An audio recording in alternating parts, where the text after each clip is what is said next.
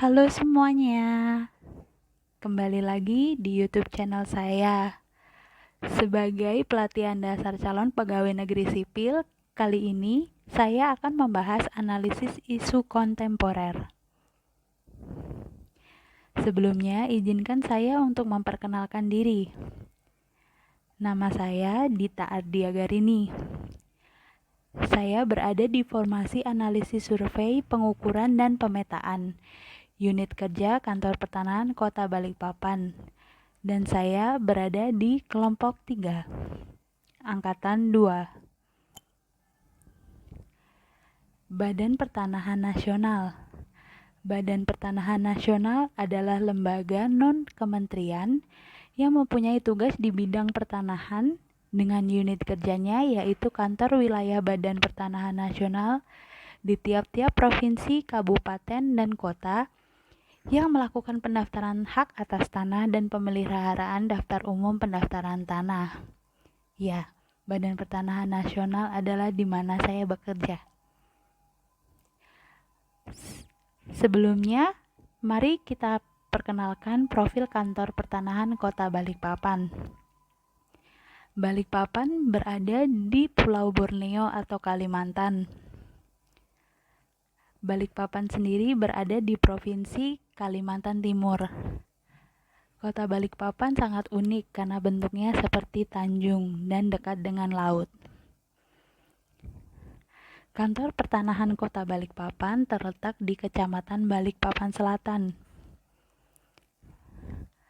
Kota Balikpapan terdiri atas 6 kecamatan, yaitu Balikpapan Barat dengan luas yang paling besar, sebanyak 35,8% dari total seluruh Kota Balikpapan. Selanjutnya Balikpapan Utara, Balikpapan Timur, Balikpapan Selatan, Balikpapan Kota, dan Balikpapan Tengah dengan total luas kota yaitu 503,3 km persegi.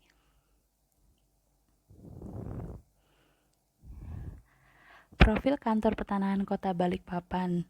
Berikut ini adalah tampak depan dari kantor pertanahan Kota Balikpapan. Dan ini adalah tampak depan pula dengan logo zona integritas.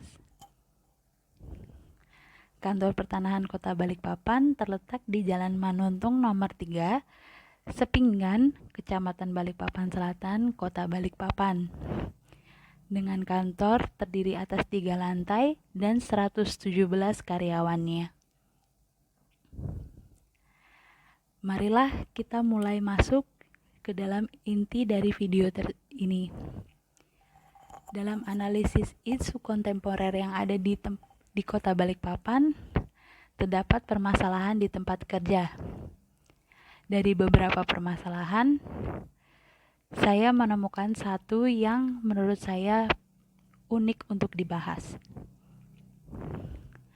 Badan Pertanahan Nasional adalah salah satu instansi dalam pemerintahan yang memiliki tugas pokok dan fungsi yang penting, baik itu di pusat, provinsi, sampai tingkat kabupaten kota, seperti di Kota Balikpapan. Hal ini menyebabkan stigma di kalangan pegawai negeri sipil mengenai etos kerja pegawai BPN. Namun, masih adanya kendala di lingkungan kerja BPN, yaitu masih terdapatnya konflik kepentingan atau conflict of interest oleh oknum-oknum tertentu di lingkungan BPN, baik secara sengaja maupun tidak. Hal ini dapat menimbulkan dampak negatif dalam penyelenggaraan pelayanan publik. Konflik kepentingan dapat mendorong pegawai negeri atau penyelenggara negara bersikap tidak objektif dan tidak melaksanakan tugasnya dengan baik. Secara umum, konflik kepentingan dapat didefinisikan sebagai kondisi yang dialami oleh pejabat publik ketika kewajibannya menjalankan fungsi publik berbenturan dengan kepentingan pribadi. Menurut Boyce, 2008, kepentingan pribadi ini mencakup baik kepentingan finansial seperti kepemilikan perusahaan, kepemilikan saham, pemberian hadiah atau sumber pendapatan ganda. Kondisi konflik kepentingan tidak serta-merta membuat seorang pejabat publik menjadi seseorang yang baik atau buruk.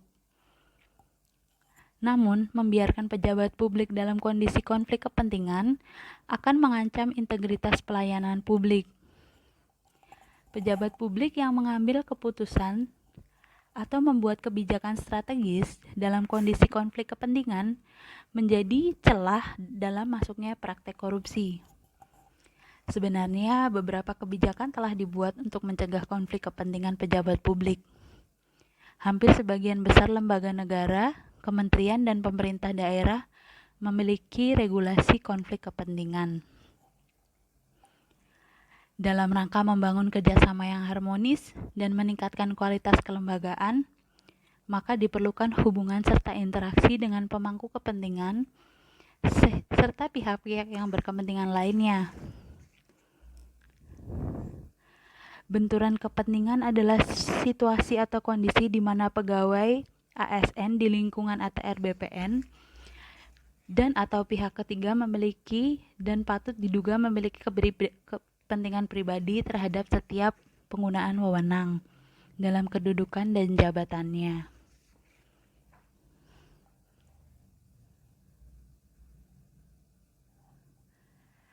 Alternatif penyelesaian konflik kepentingan dengan metode teknik tapisan. Teknik tapisan ini sering pula disebut dengan metode USG, di mana USG sendiri adalah singkatan dari urgency, seriousness, dan growth. USG adalah salah satu alat untuk menyusun prioritas isu yang harus diselesaikan.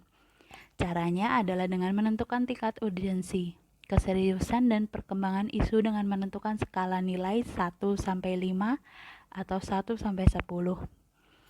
Dalam hal ini, saya menggunakan skala 1-5. Isu yang memiliki total skor tertinggi merupakan isu prioritas. Mari kita lihat dari permasalahan yang ada di Kota Balikpapan. Yang pertama, yaitu pegawai yang memiliki hubungan kerabat dengan pemohon pendaftaran tanah dengan nilai urgensi 2, seriousness atau tingkat keseriusan 3, dan seberapa mungkin isu tersebut menjadi berkembang di kemudian hari dengan nilai 3 dengan total skor 8.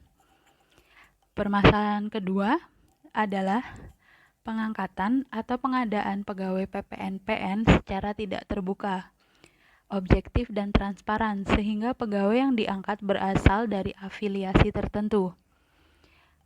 Untuk urgensinya, saya rasa di lingkungan kantor BPN memiliki urgensi yang mendesak, dikarenakan banyaknya pegawai PPN-PN yang memiliki afiliasi dengan pegawai yang sudah ada.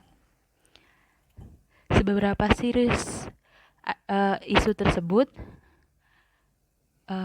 saya memberikan skor 4. Dan untuk growth, saya memberikan nilai 5 karena dengan berkembangnya isu tersebut kemungkinan akan menimbulkan konflik di kemudian hari. Dan selanjutnya adalah pemanfaatan aset barang milik negara yang tidak sesuai untuk peruntukan. Dalam hal ini saya memberikan skor 5 terhadap urgency, seriousness, dan growth-nya dengan total skor 15, yang berarti sangat mendesak.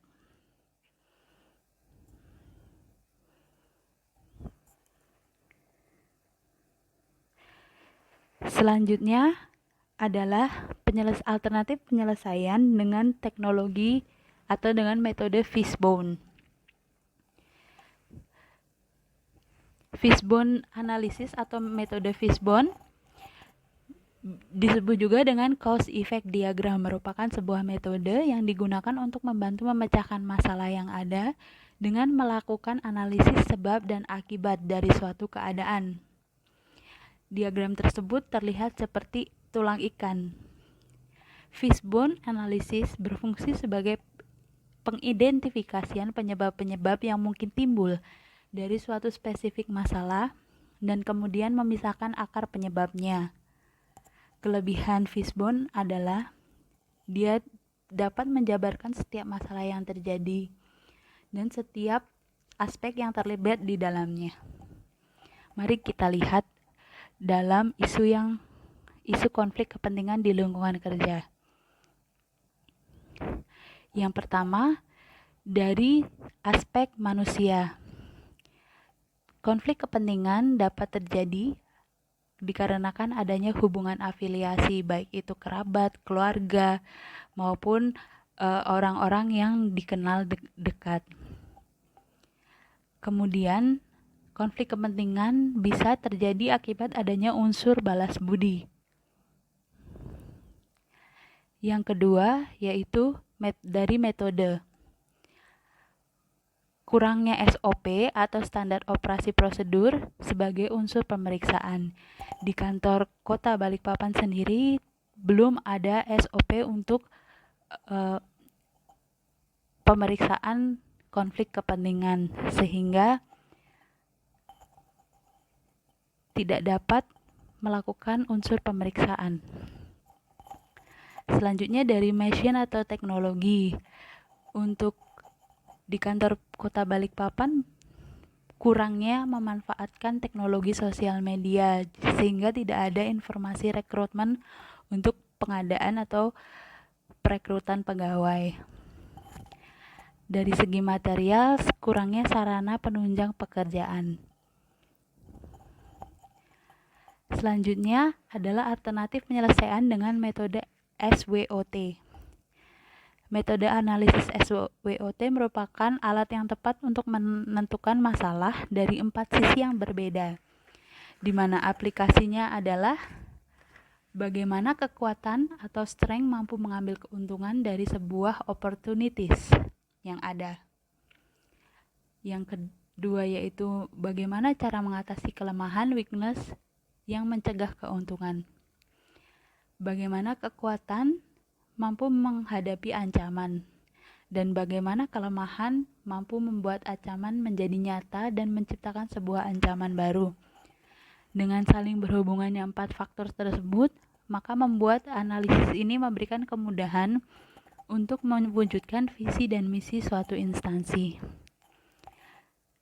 Untuk SWOT dari konflik kepentingan, kalau kekuatannya adalah masih banyak sumber daya manusia di kota BPN yang memiliki integritas yang tinggi.